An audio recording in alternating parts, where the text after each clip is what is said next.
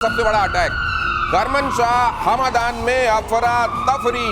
Tehran में भी Israel की एयर स्ट्राइक। ये देख लीजिए, तेहरान में तो एक जेल है एविन, वहां कहते हैं खामेनेई के सारे विरोधी बंद किए जाते हैं, वहां पे भी हमला करके गेटों पे कहा निकल जाओ भाई तुम लोग। वहां एक घड़ी लगाई हुई है सर, जिसको इजराइल के डिस्ट्रक्शन की घड़ी कहा जाता है। शब्द से लोग डर जाते हैं। हाँ, ये घड़ी मोरा दिल धड़के वाला जो है, एक घड़ी वो बाघेरी को भी दी थी यहाँ मुनीर ने, उसका भी यहाँ एक घड़ी बनाई भाई लोगों ने। सीधे पढ़े जाते थे कि ईरान की एयरफोर्स है और आएगी धुआं धुआं कर देगी। आपने सुना एक जहाज नहीं उड़ा उनका, एक जहाज। वो एयरफोर्स है कहां पे ईरान की? सर वो वाले अगर वो उड़ा देंगे फाइटर जेट जो रखे हुए हैं, 80 के दशक के फाइटर जेट जो इनके पास थोड़े बहुत हैं, तो उनके कलपुर्जे उड़ते हुए ज्यादा दिखेंगे बजाय इसके, तो वो उड़ा के रिस्क कैसे ले लें? इनको डाउट है कहीं इजराइल तक पहुंचे ना पहुंचे, कहीं बीच में पता लगा सऊदी अरब में गिर गए, इराक में गिर गए कहीं पे। गौरव सचमुच नहीं पहुंचेंगे, रेंज नहीं है जी, वहां पहुंचेंगे नहीं। लेकिन एक बात और है, जो इन्होंने अभी उड़ाया ना वो जगह कुर्रम और क्या जी, वहां सारे इनके फतेह मिसाइल्स हैं। ये जो मारा है इस बार, ये बहुत बड़ी बात है। रनवेज को खत्म कर दिया, जो भी छोटे मोटे बेचारे थे उड़ नहीं पाएंगे। हेलीकॉप्टर्स खत्म कर दिए, मिसाइल लॉन्चर खत्म कर दिए, और मिसाइल लॉन्चर खत्म किए, अब मिसाइल्स भी खत्म कर रहे हैं। अगर मिसाइल्स खत्म हो गई, इनके पास उस रेंज की मिसाइल्स उड़ी है ना, उसमें से बाकी गंवा दी। अब 200-250 बची होंगी, उसमें मार दिया, पता नहीं कितने चले गए। तो ये बहुत बड़ी खबर है। ये जो मारा है, इजराइल क्या कर रहा है, चुन चुन के इनके जो भी फैंग्स हैं, हम बोलते हैं ना जो फैंग्स हैं, उसको कट कर रहा है एक के बाद एक। जहर के सारे दांतों को तोड़ा जा रहा है। और ये चुन चुन कैसे, तो मेरे को धर्मेंद्र पाजी भी थोड़ी देर के लिए याद आ गए। ईरान के 6 एयरपोर्ट पर इजरायली हमला, ईरान के 15 फाइटर जेट तबाह, ईरान के F-14 F-5 फाइटर प्लेन्स को भारी नुकसान, बैलिस्टिक मिसाइल का इंजन बनाने वाली फैक्ट्री पर बमबारी।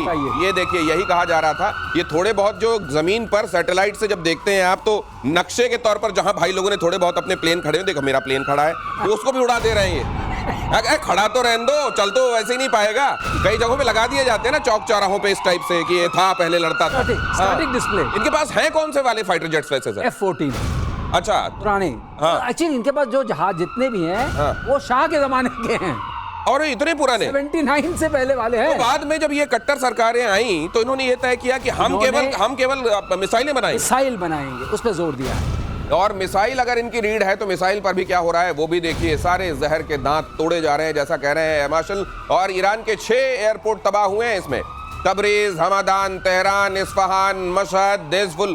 ये यहाँ कहीं एयरपोर्ट हुआ करते थे वाला, जब इनका नक्शा ये वाला बनेगा, ये ऑब्जेक्टिव क्या ईरान को पूरा बदल देने का, मेक ईरान ग्रेट अगेन वाली जो बात है, वो होगा क्या?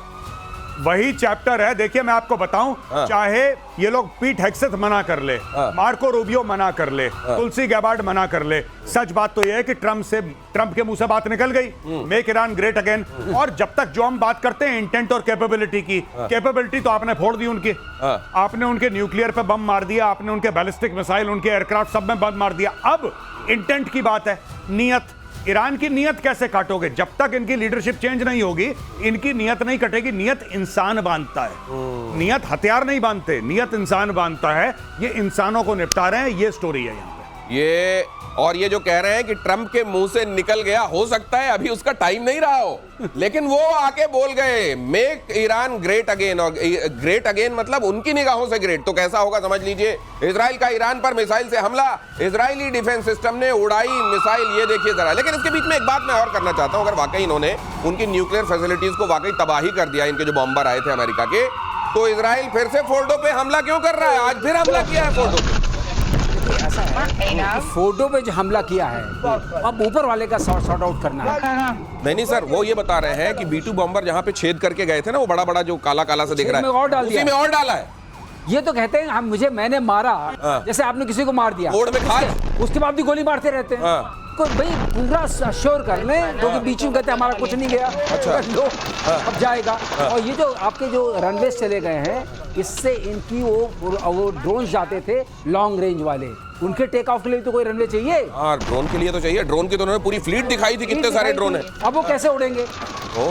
ये भी इनहिबिशन किया है। और अब अगर आप कह रहे हैं, मैंने ये अभी देखा नहीं था, अगर ये वाली बात है, कुछ छेद के अंदर डालते जा रहे हैं। जैसे कई जगहों पे कि अगर भाई ये जो आपके स्ट्रिप्स बनाए गए हैं जहां से फाइटर उड़ेंगे, अगर नहीं कर पाए काम, हमला हो गया, तो इनको एक काम करो, हाईवे से उड़ा दो। तो ये क्या भाई लोग अपना ड्रोन कहीं हाईवे से भी उड़ा सकते हैं? उड़ा सकते हैं अगर उनको क्लियर हाईवे मिल जाए, लेकिन मुझे ऐसा लगता है कि जिस तरीके से इजराइल ने पूरी एयर सुपीरियरिटी हासिल कर ली है ईरान के ऊपर, अगर इनको पता लग गया जहां पे ड्रोन है, ड्रोन के अंदर ही मिसाइल जाएगी।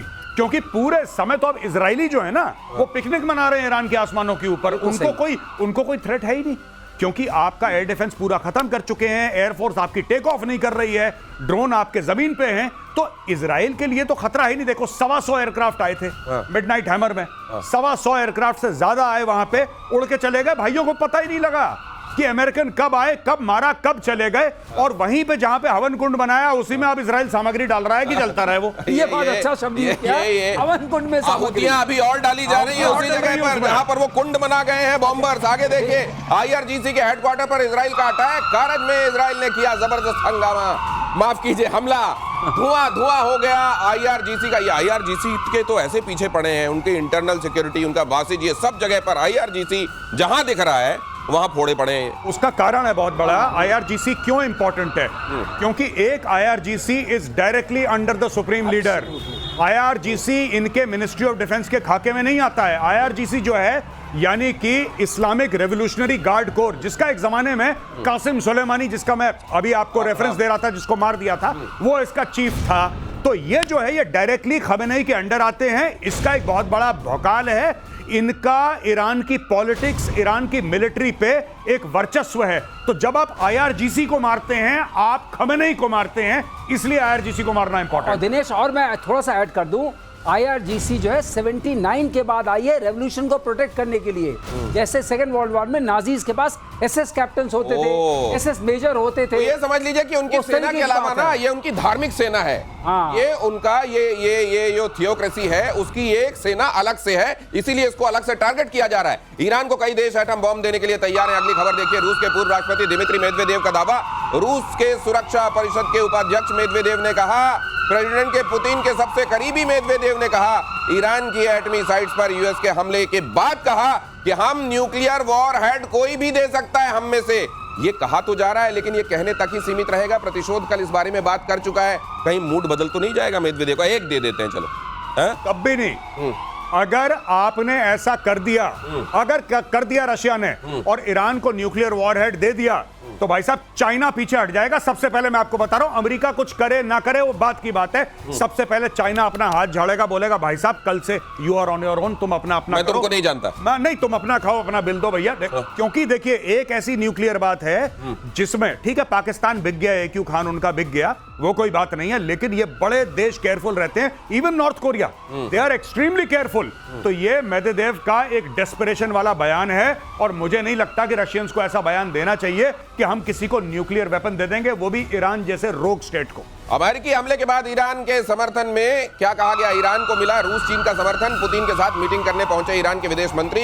ईरान ने कहा, इन हालातों में रूस ईरान का करीब आना बेहद जरूरी। अब आप जो ये कह रहे हैं, एक तरफ वो स्टेटमेंट कि हम दे सकते हैं न्यूक्लियर, या कोई भी दे सकता है हम में से जो साथ खड़े हैं, और साथ में ये कहना कि हमको चीन के साथ, दोनों को साथ में आना बहुत जरूरी। देखिए साहब, सिंपल सी बात है, चीन को आज की फिक्र क्या है कि अगर हॉर्मूज ब्लॉक हो जाता है तो हमारे बिजनेस में क्या फर्क पड़ेगा। दूसरी चीज, जो चाइना ने इन्वेस्टमेंट बात करी है ईरान के अंदर, जो कह रहा है कि 400 अरब डॉलर के जो उसने MOU साइन करे हैं, उसका क्या होगा? ईरान के तेल क्या क्या होगा? देखिए, चाइना की ये फिक्र है, चाइना की ये फिक्र नहीं है कि ईरान में हो क्या रहा है, यानी कि जो ईरान में हो रहा है उसके बाद नतीजे क्या हैं, उसकी चाइना को फिक्र है। तो यहाँ पे ये जो ये कहा जा रहा है, अब जैसे इन्होंने कहा कि किसी भी समय स्पाइरल ऐसा भड़केगा, इसका हाथ से बाहर चले जाएगा, कंट्रोल आप कुछ नहीं कर पाएंगे, चीन कह रहा है। चीन जो कह रहा है, उसके चीन के इतने इंटरेस्ट वहां पर हैं कि चीन कुछ भी नहीं करेगा। चीन सिर्फ इस वक्त भपकी इसलिए दे रहा है कि फर्दर मत मारो, अब इसको यहां रोक दो, आगे मारने की जरूरत नहीं है, और इस युद्ध को सिर्फ बाइपोलर रहने दो। मतलब it is between Iran and Israel. रूस भी नहीं आने वाला, मैं बिल्कुल आंकड़े से एकदम सहमत हूं, कोई नहीं आएगा इसमें, क्योंकि किसी का इसमें भला दिखता नहीं है। और जहां तक परमाणु बम की बात है, अरे वो कौन किसको देगा? वो दे दिया तो आपने हंगामा क्रिएट कर दिया। You created a different kind of something like this. आपकी चादर है, आपने बीच में बम रख दिया, चादर का क्या होगा? चादर का क्या होगा? लेकिन सर, हॉर्मुज के अगर चोक कर दिए जाने की वजह से ये चिंता है, तो हॉर्मुज के चोक करने से होगा क्या, और क्या चीन की सबसे बड़ी चिंता है? ये देखिए जरा, अमेरिकी हमले के बाद ईरान का बड़ा फैसला, हॉर्मुज स्ट्रेट, जिसको आप हिंदी में जल डमरू मध्य भी कहते हैं, उसको बंद करने का प्रस्ताव ईरान की संसद में प्रस्ताव पास किया गया।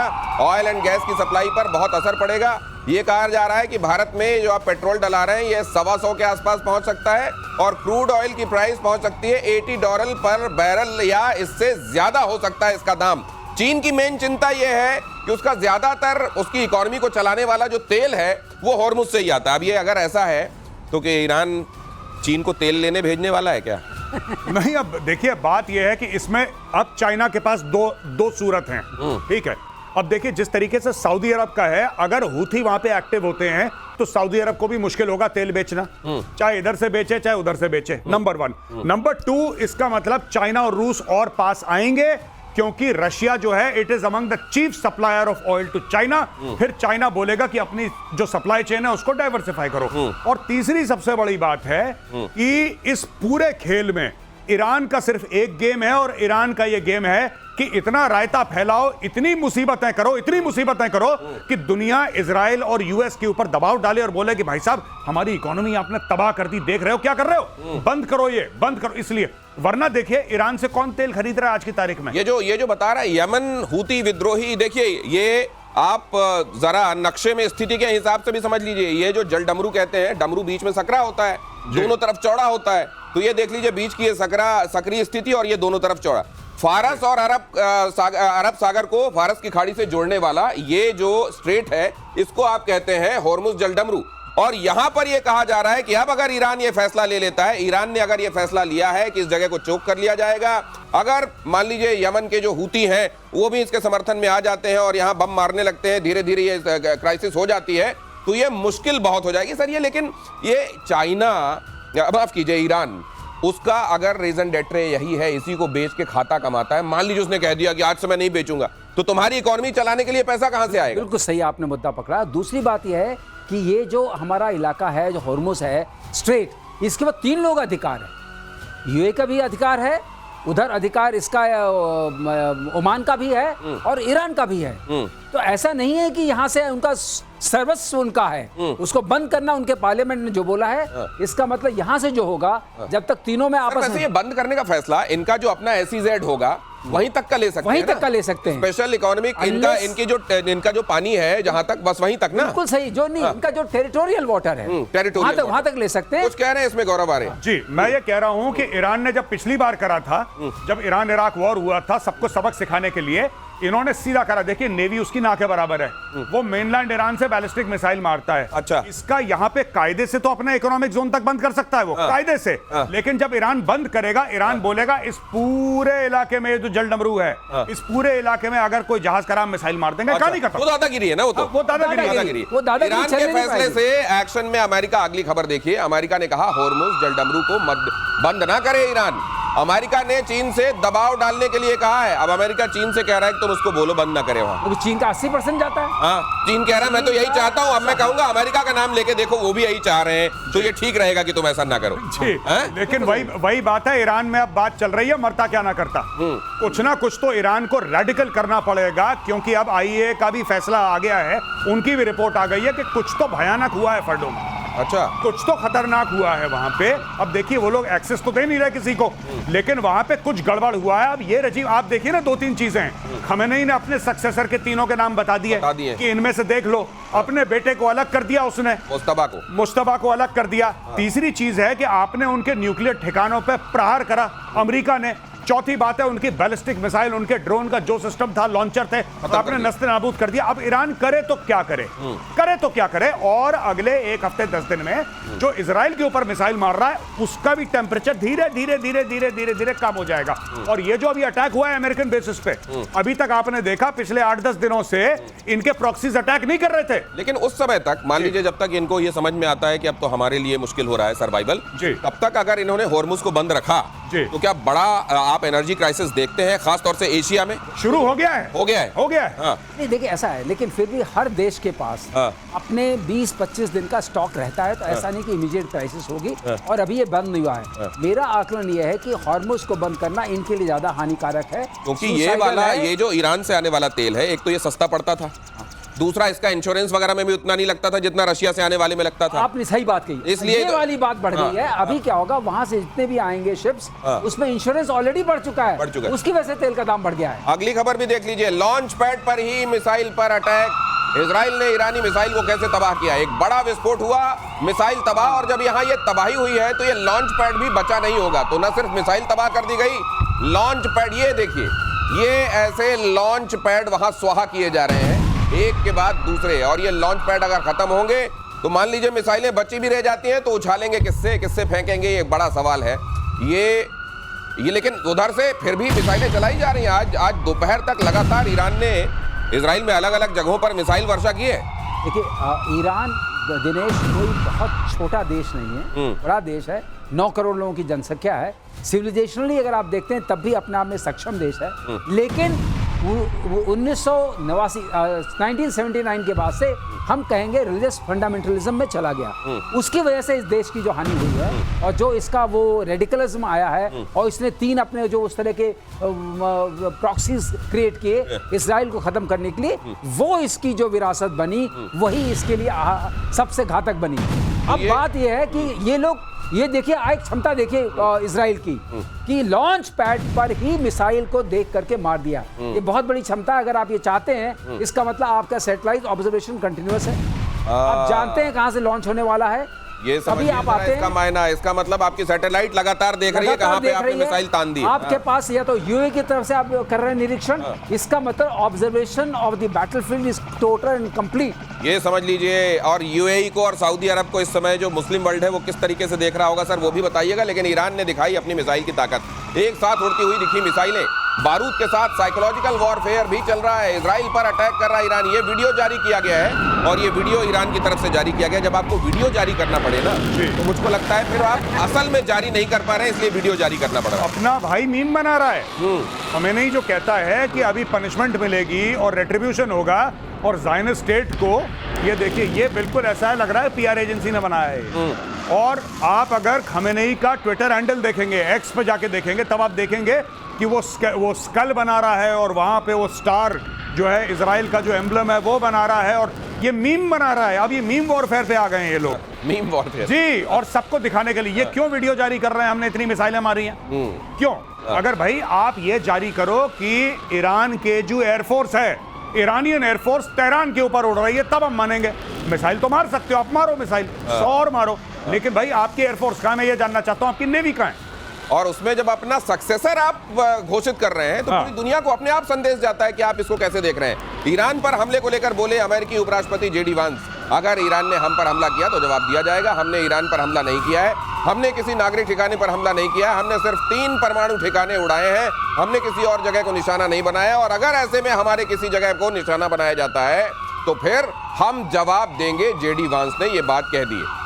यहाँ ये भी जानना बहुत जरूरी है कि ये जेडी वांस जो कह रहे हैं, बाकी नेता जो कह रहे हैं, और ट्रंप जो कह रहे हैं, ट्रंप कह रहे हैं let's make Iran great again, उसी में सब कुछ छिपा हुआ है। अमेरिकी विदेश मंत्री मार्को रूबियो का बयान, अभी ईरान के खिलाफ कोई सैन्य कार्रवाई की योजना नहीं है। नेक्स्ट ब्रेकिंग फ्लैश कीजिए। अमेरिका और अमेरिकी हितों पर हमला मंजूर नहीं, अगर अमेरिका पर हमला किया तो परिणाम गंभीर होंगे। ये अब यहाँ से जो ये बॉम्बर्स के बॉम्ब गिराने के बाद जो बाकी बॉम्ब मुंह से गिरते हैं वो सब गिरने शुरू हो गए, और अभी की हालत में ईरान के पास और उसके साथियों के पास कुछ दिख भी नहीं रहा है ऐसा कि वो आएंगे। साथी आएंगे नहीं, ईरान कुछ कर पाएगा नहीं।